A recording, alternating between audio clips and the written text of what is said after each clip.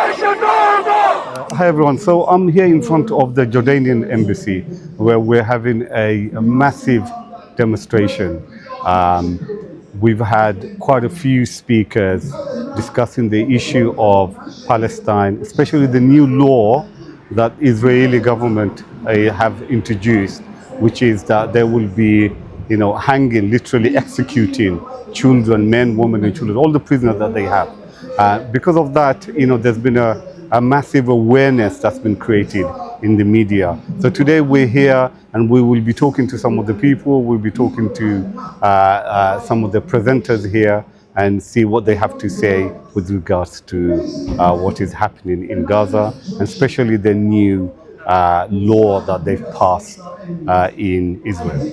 United when you defend al-Aqsa. Once we lose al-Aqsa, you lose al-Jerusalem. Once we lose al-Jerusalem, entire region, and that is the plan of the Zionists to establish and to continue the aggression as you see happening there in South Lebanon. So the call for the Ummah, as we are standing here, I leave you with a very special reminder. Don't forget, this did not begin only recently. This is aggression on al-Aqsa did not only happen now that 26th of February. This aggression has continued and has been happening for decades.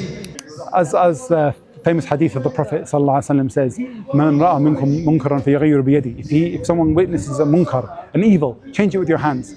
فَإِنْ لَمْ يَسْتَطِعْ فَبِلِسَانِهِ. But if you can't, then with your tongue. So when we come to protest, we're there to voice our opposition to these regimes and their policies. But we can also use social media. We can use our khutbahs, we can use talks, we can engage with our family and friends and our acquaintances. We can put pressure on imams and scholars and journalists and the army. So we have a role to convey that message to those who have influence. We are not the terrorists. You are the terrorists. The Zionist regime is a terrorist regime. And this is a reminder for those behind me who are listening, for the Muslim rulers across the world, that we will not have honor and we will not have dignity by bootlicking, by appeasing them. So much so that even those who you bootlick are humiliating you on screen and saying you are kissing our backside. Till when and how low are you going to go?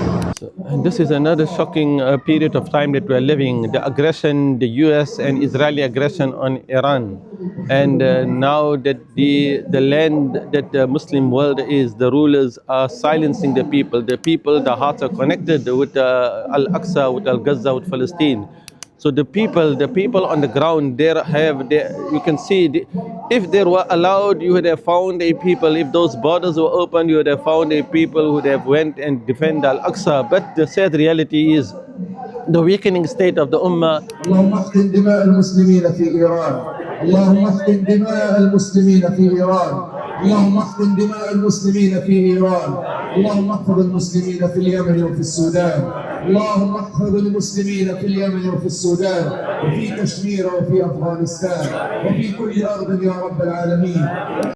To our capacity, what is and what did you do to defend al-Aqsa? من رأى منكم منكرا فليغيره بيده. Muslim rulers, they have not used and not following and applying the ruling of how they have their armies, and they could not defend al-Aqsa. They will be questioned. But the point we want to emphasize, Almighty Allah can change the condition of a people because they did not defend the living.